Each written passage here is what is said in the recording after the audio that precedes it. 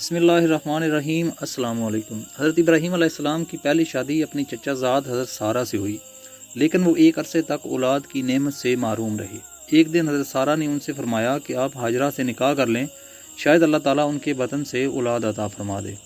دراصل یہ سب کچھ من جانب اللہ ہی تھا، چنانچہ آپ نے حضرت ہاجرہ کو اپنی زوجیت میں لے لیا۔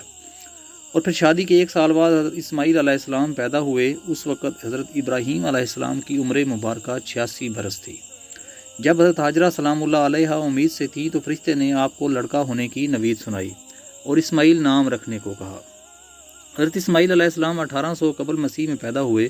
حضرت ابراہیم علیہ السلام دعاؤں، آرزوؤں اور تمناؤں کے بعد پہلے فرزند کی پیدائش پر خوشیوں کا بھرپور اظہار بھی نہ کر پائے تھے کہ انہیں ایک اور آزمائش سے گزرنا پڑا۔ وہ بحکم الہی نومولود لخت جگر اور فرما بردار بیوی کو ملک شام سے ہزاروں میل دور ایک ایسی وادی میں چھوڑنے کا حکم آ گیا جہاں میلوں تک پانی تھا، نہ چرند پرند اور آدم تھا نہ آدمزاد۔ وادی فاران کے سنگلاخ کالے پہاڑوں کے درمیان تپتے صحرا کے ایک بوڑھے درخت کے نیچے اللہ کی نیک اور برگزیدہ بندی اپنے نومولود معصوم بیٹے کے ساتھ چند روز سے قیام پذیر ہو گئیں۔ جو زاد راہ ساتھ تھا ختم ہو چکا۔ ماں بیٹا بھوک پیاس سے بے حال ہو چکے تھے۔ ماں کو اپنی تو فکر نہیں، لیکن بھوکے پیاسے بچے کی بے چینی پر ممتا کی تڑپ فطری امر ہے۔ لیکن اس لک و دک صحرا میں پانی کہاں؟ جوں جوں لخت جگر کی شدت پیاس میں اضافہ ہو رہا تھا، ممتا کی ماری ماں کی بے قراری بھی بڑھتی جا رہی تھی۔ اسی حالت اضطراب میں قریب واقع پہاڑی صفا پر چڑھی کہ شاید کسی انسان یا پانی کا کوئی نشان مل سکے، لیکن بے سود۔ تڑپتے دل کے ساتھ بھاگتے ہوئے دوسری پہاڑی مروا پر چڑھی، لیکن بے فائدہ۔ اس طرح دونوں پہاڑیوں کے درمیان پانی کی تلاش میں 7 چکر مکمل کر لیے۔ ادھر اللہ عز و جل شانہ نے حضرت جبرائیل امین کے ذریعے شیر خوار اسماعیل علیہ السلام کے قدموں تلے دنیا کے سب سے متبرک اور پاکیزہ پانی کا چشمہ جاری کر کے رہتی دنیا تک کے لیے یہ پیغام دے دیا کہ اللہ پر توکل کرنے والے صابر و شاکر بندوں کو ایسے ہی بے قیمت انعامات سے نوازا جاتا ہے۔ حضرت عبداللہ بن عباس رضی اللہ عنہ سے روایت ہے، نبی کریم صلی اللہ علیہ وسلم نے فرمایا کہ اللہ پاک اسماعیل علیہ السلام کی والدہ پر رحم فرمائے، اگر وہ پانی سے چلو نہ بھرتیں اور اسے رکنے کا نہ کہتیں تو وہ ایک بہتا ہوا چشمہ ہوتا۔ اب زمزم غذا بھی ہے اور شفا بھی، دوا بھی ہے اور دعا بھی۔ اللہ نے نہ صرف ماں بیٹے کے لیے بہترین غذا کا بندوبست کیا بلکہ تا قیامت مسلمانوں کے فیض یاب ہونے کا وسیلہ بنا دیا۔ حضرت ہاجرہ اپنے صاحبزادے کے ساتھ وہی رہ رہی تھیں کہ ایک روز عرب کے قبیلے بنو جرہم کے کچھ لوگ پانی کی تلاش میں وہاں پہنچے۔ حضرت ہاجرہ کی اجازت سے وہاں رہائش اختیار کر لی، پھر دوسرے قبائل بھی وہاں آ کر آباد ہوئے اور یوں دیکھتے ہی دیکھتے وہ سنسان صحرا دنیا کے سب سے مقدس و متبرک اور عظیم شہر مکہ مکرمہ میں تبدیل ہو گیا۔ حضرت ہاجرہ نے بیٹے کی پرورش اور تعلیم و تربیت پر خصوصی توجہ دی۔ 13 سال کا طویل عرصہ جیسے پلک جھپکتے گزر گیا۔ اسماعیل علیہ السلام مکے کی مقدس فضاؤں میں آب زمزم پی کر اور صبر و شکر کی پیک کر عظیم ماں کی آغوش تربیت میں پروان چڑھتے ہوئے بہترین صلاحیتوں کے مالک خوبصورت نوجوان کا روپ دھار چکے تھے۔ ایک دن حضرت ابراہیم علیہ السلام تشریف لائے اور فرمایا، اے بیٹا، میں خواب میں دیکھتا ہوں کہ گویا تمہیں ذبح کر رہا ہوں اور تم سوچو کہ تمہارا کیا خیال ہے۔ فرما بردار بیٹے نے سر تسلیم خم کرتے ہوئے فرمایا، ابا جان، آپ کو جو حکم ہوا ہے وہی کیجیے، اللہ نے چاہا تو آپ مجھے صابرین میں سے پائیں گے۔ حضرت اسماعیل علیہ السلام کا یہ سعادت مندانہ جواب دنیا بھر کے بیٹوں کے لیے آداب فرزندی کی ایک شاندار مثال ہے۔ اطاعت و فرما برداری اور تسلیم و رضا کی اس کیفیت کو علامہ اقبال رحمۃ اللہ علیہ نے یوں بیان کیا ہے، یہ فیضان نظر تھا یا مکتب کی کرامت تھی، سکھائے کس نے اسماعیل کو آداب فرزندی۔ حضرت ابراہیم علیہ السلام نے بیٹے کا جواب سنا تو انہیں سینے سے لگایا اور حضرت ہاجرہ کے پاس لے آئے۔ فرمایا، اے ہاجرہ، آج ہمارے نور نظر کو اپنے ہاتھوں سے تیار کر دیجئے۔ ممتا کے مقدس شیریں اور انمول جذبوں میں ڈوبی ماں نے اپنے اکلوتے بیٹے کو نئی پوشاک پہنائی، آنکھوں میں سرما اور سر میں تیل لگایا اور خوشبو میں رچا بسا کر باپ کے ساتھ باہر جانے کے لیے تیار کر دیا۔ اسی اثناء میں حضرت ابراہیم علیہ السلام بھی ایک تیز دھار چھری کا بندوبست کر چکے تھے، پھر بیٹے کو ساتھ لے کر مکے سے باہر مینا کی جانب چل دیے۔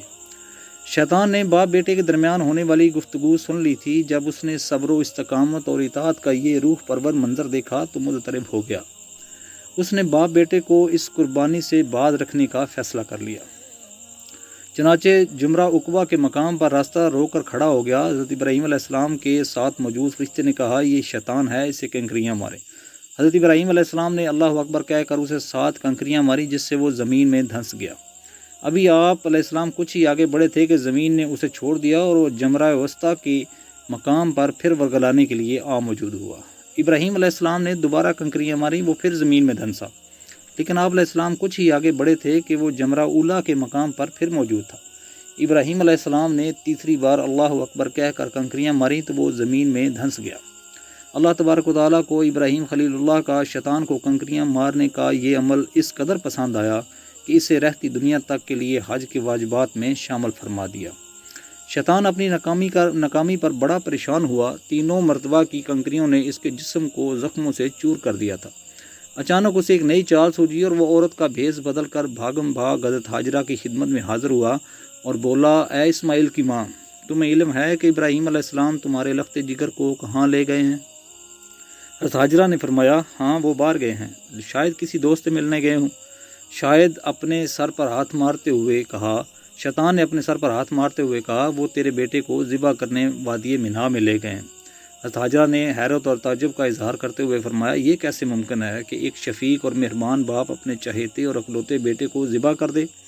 اس موقع پر بے ساختہ شیطان کے منہ سے نکلا کہ وہ یہ سب اللہ کے حکم پر کر رہے ہیں۔